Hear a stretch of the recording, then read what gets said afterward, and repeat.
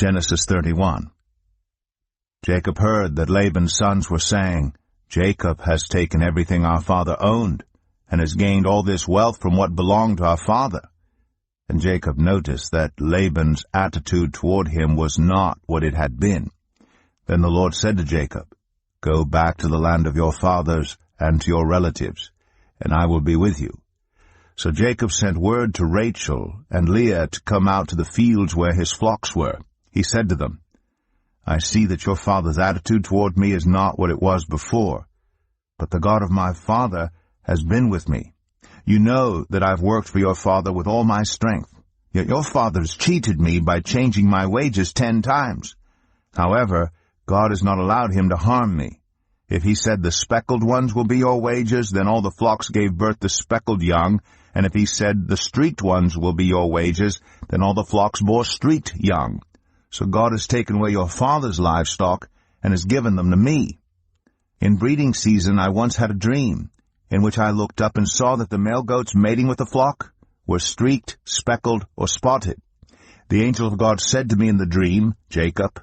I answered, 'Here I am.' And he said, 'Look up and see that all the male goats mating with the flock are streaked, speckled, or spotted. For I have seen all that Laban has been doing to you. I am the God of Bethel, where you anointed a pillar, and where you made a vow to me. Now leave this land at once, and go back to your native land.' Then Rachel and Leah replied, 'Do we still have any share in the inheritance of our father's estate? Does he not regard us as foreigners? Not only has he sold us, but he has used up what was paid for us. Surely all the wealth that God took away from our father belongs to us and our children. So do whatever God has told you.' Then Jacob put his children and his wives on camels, and he drove all his livestock ahead of him, along with all the goods he had accumulated in Padan Aram, to go to his father Isaac in the land of Canaan. When Laban had gone to shear his sheep, Rachel stole her father's household gods. Moreover, Jacob deceived Laban the Aramean by not telling him he was running away. So he fled with all he had, crossed the Euphrates River, and headed for the hill country of Gilead. On the 3rd day Laban was told that Jacob had fled. Taking his relatives with him, he pursued Jacob for 7 days and caught up with him in the hill country of Gilead. Then God came to Laban the Aramean in a dream at night and said to him, "Be careful not to say anything to Jacob, either good or bad." Jacob had pitched his tent in the hill country of Gilead when Laban overtook him, and Laban and his relatives camped there too. Then Laban said to Jacob, "What have you done? You've deceived me, and you've carried off my daughters like captives in war. Why did you run off secretly and deceive me? Why didn't you tell me so I could send you away with joy and singing to the music of timbrels and harps? You didn't even let me kiss my grandchildren and my daughters goodbye. You've done a foolish thing. I have the power to harm you. But last night the God of your father said to me, 'Be careful not to say anything to Jacob, either good or bad.' Now you've gone off because you longed to return to your father's household. But why did you steal my gods?" Jacob answered Laban, "I was afraid, because I thought you would take your daughters away from me by force. But if you find anyone who has your gods, that person shall not live. In the presence of our relatives, see for yourself whether there is anything of yours here with me, and if so, take it." Now Jacob did not know that Rachel had stolen the gods. So Laban went into Jacob's tent, and into Leah's tent, and into the tent of the 2 female servants, but he found nothing. After he came out of Leah's tent, he entered Rachel's tent. Now Rachel had taken the household gods and put them inside her camel's saddle, and was sitting on them. Laban searched through everything in the tent, but found nothing. Rachel said to her father, "Don't be angry, my lord, that I cannot stand up in your presence. I'm having my period." So he searched, but could not find the household gods. Jacob was angry and took Laban to task. "What is my crime?" he asked Laban. "How have I wronged you that you hunt me down? Now that you have searched through all my goods, what have you found that belongs to your household? Put it here in front of your relatives and mine, and let them judge between the 2 of us. I have been with you for 20 years now. Your sheep and goats have not miscarried. nor have I eaten rams from your flocks?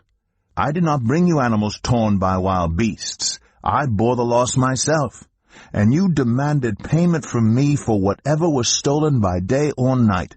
This was my situation. The heat consumed me in the daytime and the cold at night, and sleep fled from my eyes. It was like this for the 20 years I was in your household.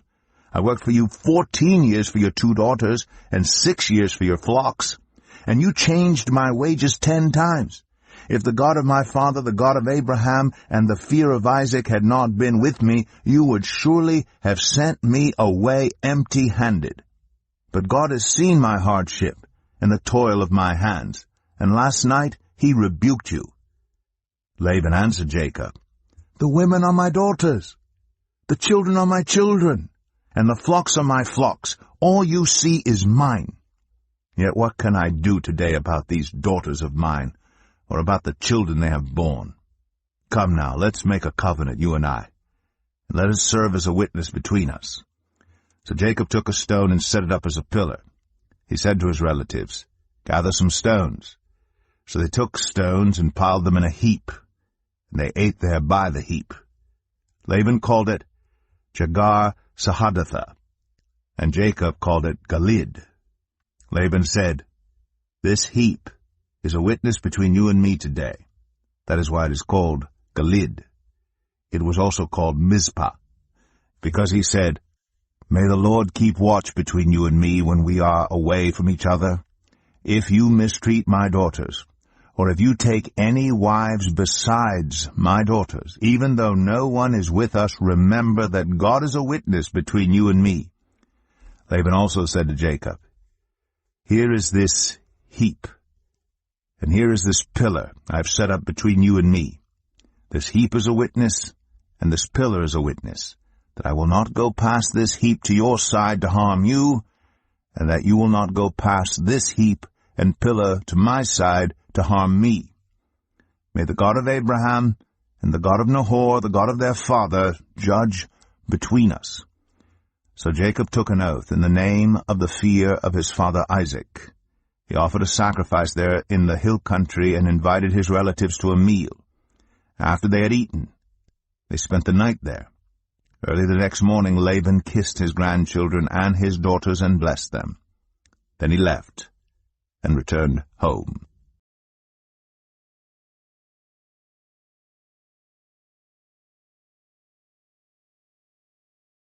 Genesis 32. Jacob also went on his way, and the angels of God met him. When Jacob saw them, he said, This is the camp of God. So he named that place Mahanaim. Jacob sent messengers ahead of him to his brother Esau in the land of Seir, the country of Edom. He instructed them, This is what you are to say to my lord Esau. Your servant Jacob says, I have been staying with Laban and have remained there till now. I have cattle and donkeys, sheep and goats, male and female servants. Now I am sending this message to my lord, that I may find favor in your eyes. When the messengers returned to Jacob, they said, We went to your brother Esau, and now he is coming to meet you, and 400 men are with him. In great fear and distress Jacob divided the people who were with him into 2 groups, and the flocks and herds and camels as well. He thought, If Esau comes and attacks one group, the group that is left may escape. Then Jacob prayed, O God of my father Abraham, God of my father Isaac, Lord, you who said to me, Go back to your country and your relatives, and I will make you prosper. I am unworthy of all the kindness and faithfulness you have shown your servant. I had only my staff when I crossed to this Jordan, but now I have become 2 camps. Save me, I pray, from the hand of my brother Esau, for I am afraid he will come and attack me, and also the mothers with their children.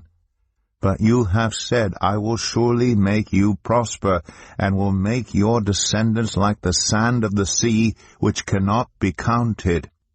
He spent the night there, and from what he had with him he selected a gift for his brother Esau, 200 female goats and 20 male goats, 200 ewes and 20 rams, 30 female camels with their young, 40 cows and 10 bulls, and 20 female donkeys, and 10 male donkeys.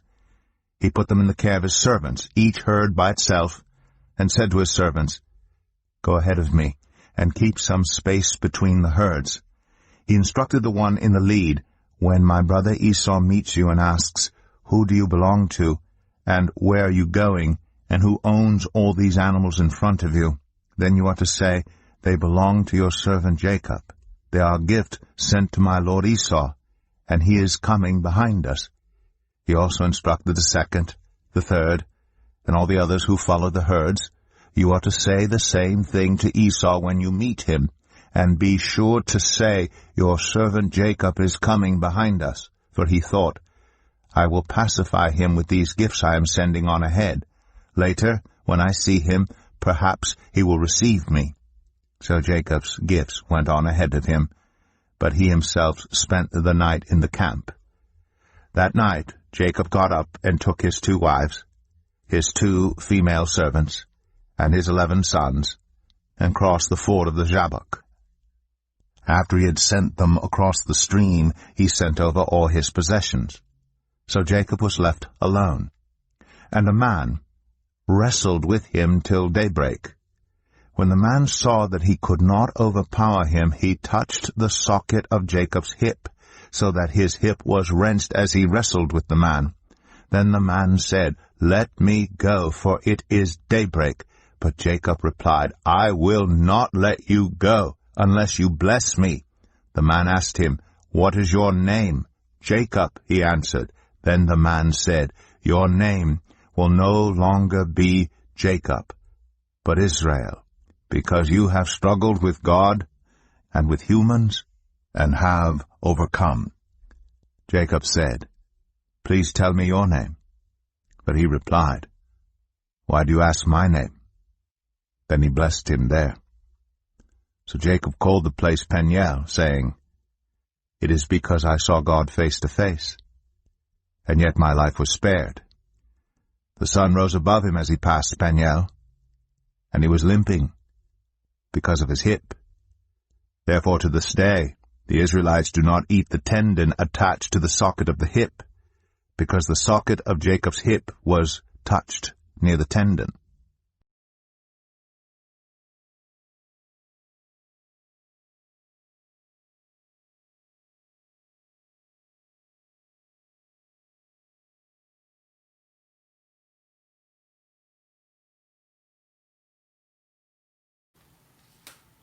Hi, welcome back to God's Faith and Love, where we read 2 chapters out of the Bible and we pick something interesting or something that stands out. So today we are reading Genesis 31 and Genesis 32. And in Genesis 31, we're starting in verse 36. It says, Jacob was angry, took Leah to task.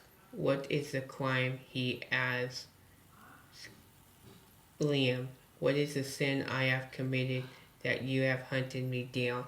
And in verse 41, "If it was like this for 20 years, I was in your household. I worked for you 14 years for your 2 daughters and 6 years for your flock, and you changed my wages 10 times. Verse 42, "If God of my father, the Lord of Abraham and the fear of Isaac, has not been with me, you would have surely sent me away empty-handed. But God has sent me hardship and toil of my hands, and last night you rebuked you." So what this is saying is, it's saying that Jacob didn't have a simple life. He had the blessing of God on his side, and he also worked. He worked 14 years for both of the daughters. And what's interesting is that he was being hunted down by his own father-in-law because they said that he did a crime when they couldn't find anything wrong. And then when you go into chapter 32, what I found interesting is starting in verse 9. And it says, Then Jacob prayed, O God of my father Abraham, God of my father Isaac, O Lord, you said to me, go back to your country and your relatives. I will make you prosper. Verse 10. I am unworthy of all the kindness and faithfulness you have shown your servant. I have only my staff when I have crossed the Jordan, but now I have became two groups. So this is really interesting because this is all he's coming back to his father. He's coming back to his household. He's coming back to his relatives, to his side of the family. And what's interesting is Jacob just left with his staff. Now he's returning back with his whole entire family, 11 kids he's coming back home with, and his 2 wives. And so what's interesting about this is we don't know the path God has for us. We just have to have that faith to walk towards his path. And that's what's interesting, because he's coming back and it says, only my staff when I have crossed the Jordan. So he only had his staff. He didn't have anybody else. It was just him and talking to God every night and just asking Jesus, I don't know where you're heading me towards, but you have poured your kindness and faithfulness on me. And it's interesting because he says, I am unworthy of all the kindness and faithfulness you have shown your servant. So Jacob was being an awesome servant, and it just shows us that that's how we have to be. We have to be kindness and faithfulness and just have that strong faith in God.